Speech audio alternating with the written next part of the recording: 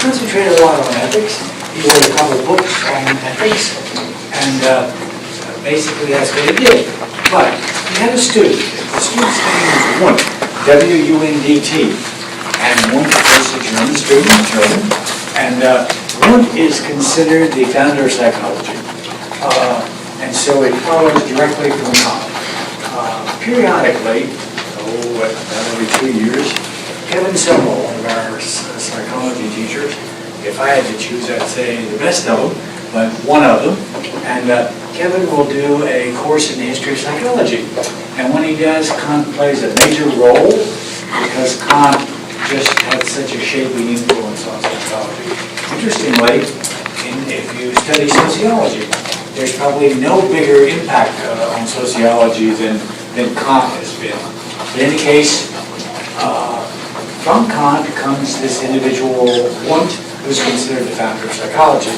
And the reason Wundt is the founder of psychology, he takes Kant's idea and realizes that maybe it should be analyzed. In other words, there was a little something here with space and time, but not much. Some ideas that weren't really related. And so he made the distinction between basically things that might be in our nature, that might be part of the structure of our brain, and things that might be in our nurture. And we've been studying it since, and nature-nurture controversies become extremely important in a whole lot of ways. There's a great deal of truth to it. Okay, so with that, how did Kant do it? Okay, Kant said, and the result of the middle ground is that once he makes his distinction, a priori prior to time, before you're born, a posteriori after time, he makes the following statement, that synthetic a priori statements are possible. What does that mean? That means that you could learn stuff, maybe, from something that is absolute. So in other words, there could be certainty. Now, what did he think was absolute? Unfortunately, not much of nothing. What he thought was absolute is something scientific. It may be interesting scientifically, but pretty much has nothing to do with philosophy. And that is, he thought there were 12 ideas that were absolutely a part of the structure of our brain, that we as human beings, if we were normal human beings, shared those characteristics and had to adapt, or if you will, had to adapt to those characteristics. Space and time are the clearest. Causality is pretty clear, explained in the book. The 9 other ones are purely mathematical. They're interesting, but they're just purely mathematical statements. Seemingly true, but kind of trivial. But the space and time are pretty interesting. And they really are, I think, his words, synthetic a priori. For instance, a human being, if they're a normal human being, is going to see things in 3 dimensions. You got no choice. Now obviously we know there are a lot of other dimensions out there, but we can't see them. But humans see things in 3 dimensions. It's the only way. I mean, the baby may have to figure it out for a while, but fortunately they're unbreakable. They can run into things and figure out after a while, okay.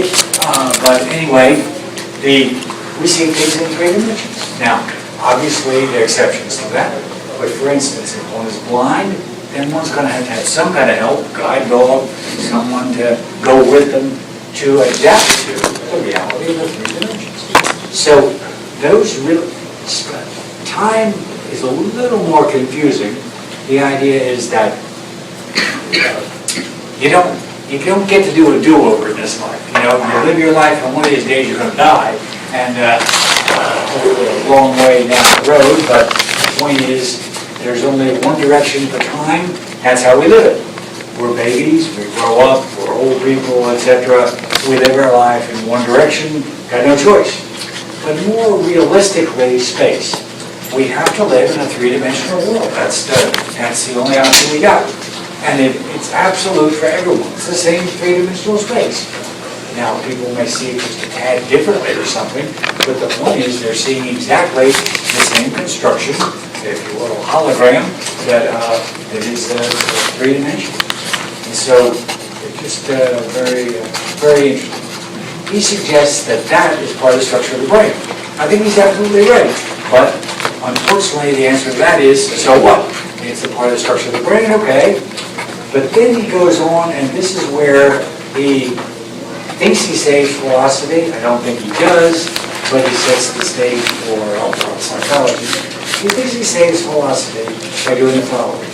Maybe he chose the narrowness of his life. For instance, he never traveled more than 20 miles.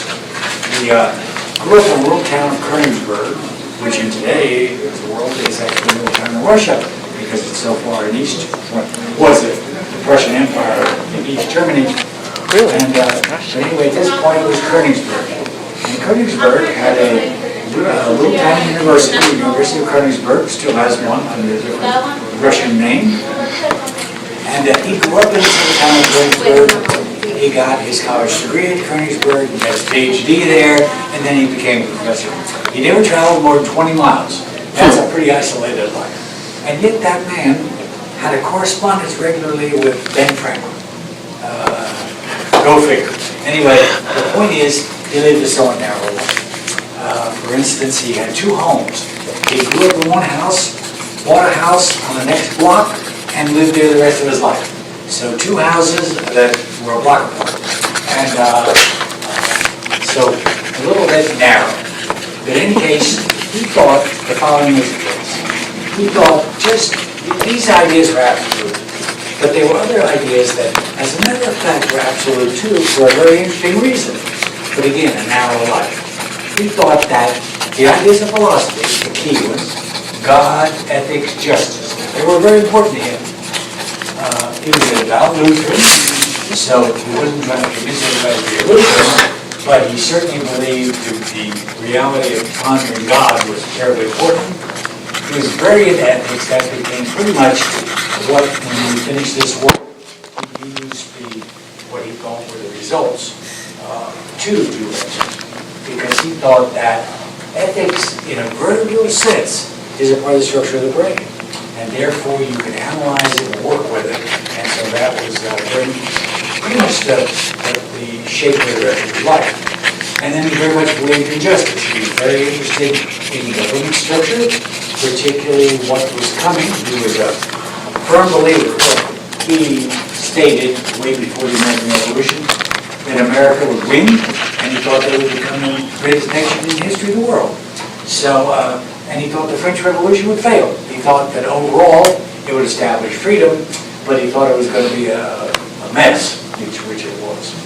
In any case, he thought God, ethics, justice were what he called regulatory ideas.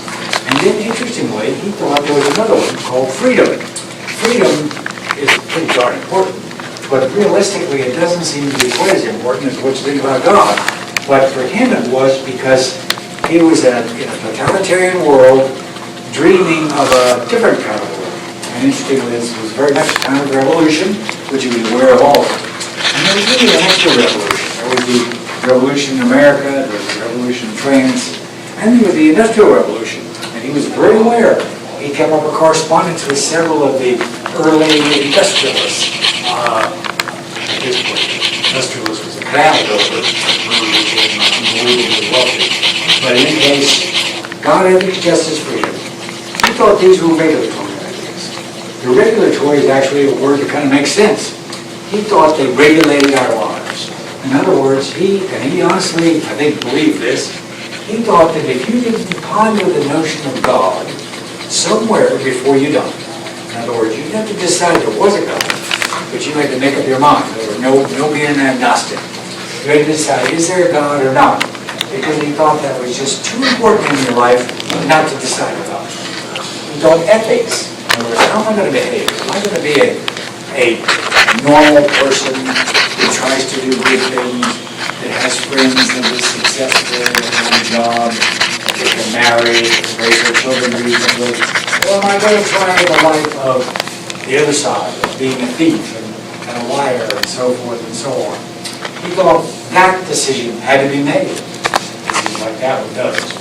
And then he thought that you needed to make some decision about God. And it always makes me think, what's the decision you're supposed to make right now about our political structure? I mean, this election is absolutely crazy. And I guarantee it'll probably be crazier tomorrow than it was today. And it was pretty crazy today, as each day seems to be. Jack? So he believes freedom, so what does he believe in freedom? Like all men should be created equal, or all humans should be created equal? He thought that you had to, before you die, realize that you really did need to be free in some way or other to express yourself. He didn't relate it to much of anything because he thought that he was free in a totalitarian state. As a matter of fact, he was.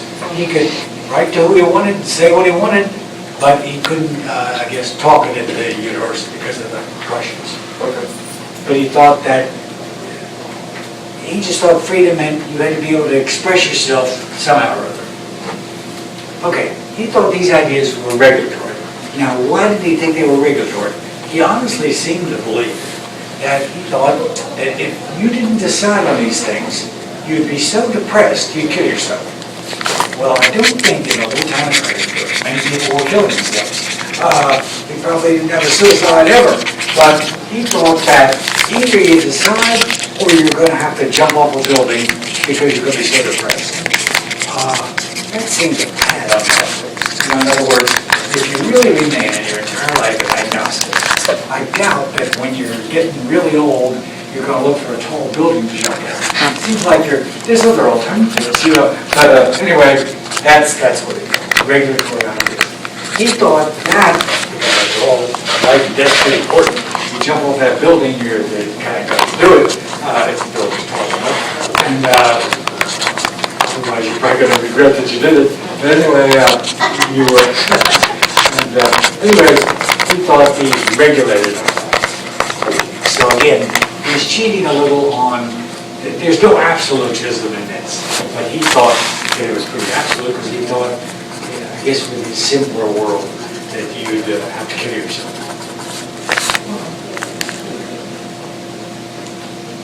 Okay, so that's his middle ground. I think it's a little complicated to write. It doesn't have to be though, because you can call this before time, after time. Maybe the word synthetic are okay, but then just talk about space. Maybe not even mess with time. Certainly not mess with causality. And just talk about the regulatory ideas. Leave freedom out if you like. Just in other words, make it some form of ABC and 300 words and no real problem. Other questions? What was injustice? Injustice? Justice is government.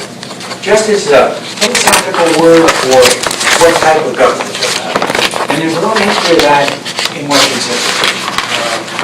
A perfect example of it is the history of Judaism. The Jews believe that it's equally important what your education is and what you believe in government is. Because if you can't live, they think, in a society where you can express whatever ethics you espouse, then you really can't live there at all. Which makes, that's the reason for Jewish people that they, it was so important to them to eventually get a country, because they had to have a place where they could, if you will, play their game.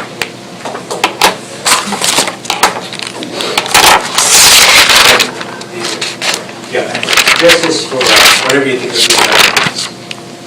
For a lot of people, they're pretty much equivalent, because supposedly the government ought to reflect the ethics of the people, and ethics of the people ought to shape the government. That's the idea of a lot of ethicists or political scientists. Okay, let's go on to the ethics. The ethics is done very well in the book, those first pages, and it formulates the categorical imperative as two ideas. The first one is very bad. The second one is extremely good and extremely modern. One thing about Kant, amazingly, for someone that was an isolated academic, he's so amazingly modern in so many ways, and his ethics may even be clearer than this nature-nurture stuff. But here's what he did in the ethics. First of all, he wants it to be important, so he calls it categorical imperative. In other words, ethics is, for him, ethics is what? Ethics equals categorical imperative. In other words, it's really important. It's categorically required. Okay, first of all, he has two formulations of the categorical imperative. The first one is pure, unadulterated nonsense. It's utterly wrong. And the book does a good job of explaining that.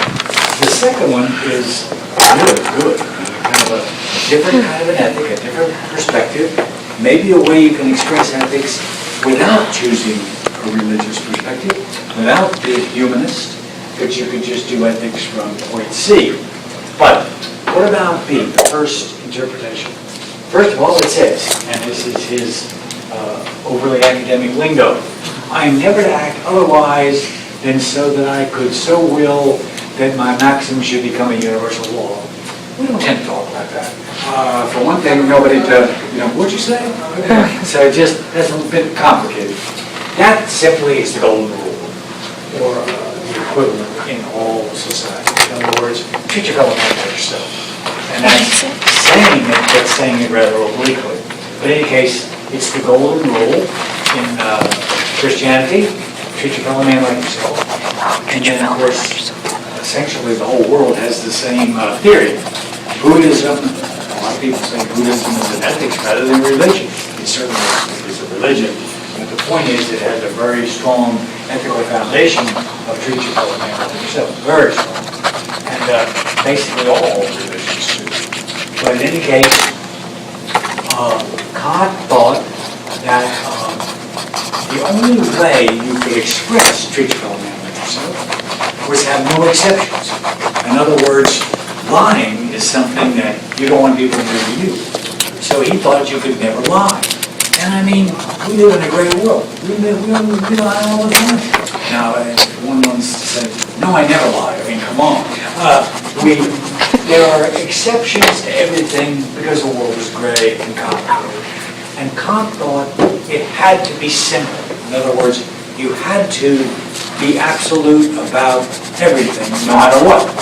And there are all kinds of bad examples about how that might play out. The book had the picture of Anne Frank, and the example that if you lie. In other words, Kant would say, I think Anne Frank's a perfect example, because one thing is Germany, and a horrible time. Much later.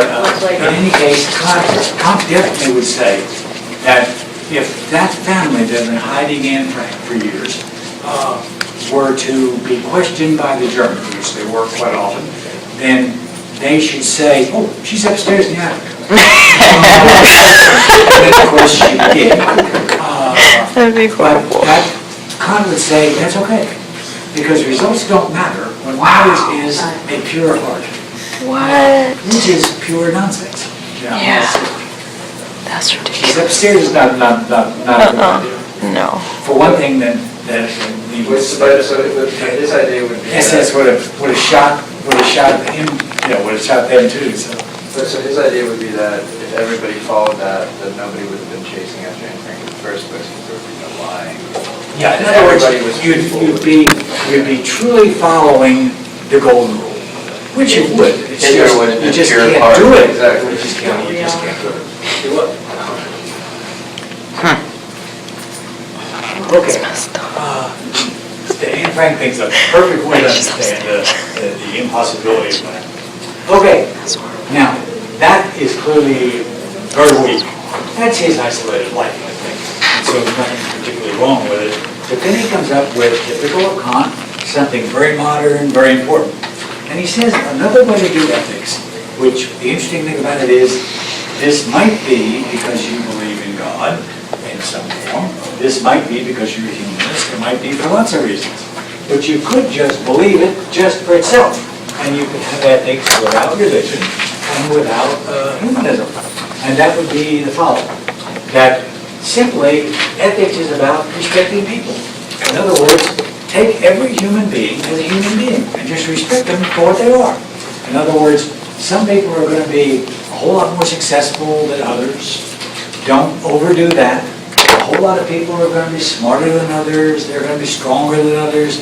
They're going to be all the things of the world more than others. But the point is, respect somebody for what they are. In other words, if they're, and we're doing a much better job of that in today's world, we treat handicapped people in a pretty darn good way. We provide now access to where people can get around. I mean, 30, 40 years ago, it wasn't possible. Or who they are. We all enjoy Special Olympics and so forth. In other words, we respect people for the fact that they're people. And that is a suggestion of Kant, which is a really good one. And the interesting thing about it is you could have that, I don't see any reason to limit it to that, but you could simply make that your ethical position.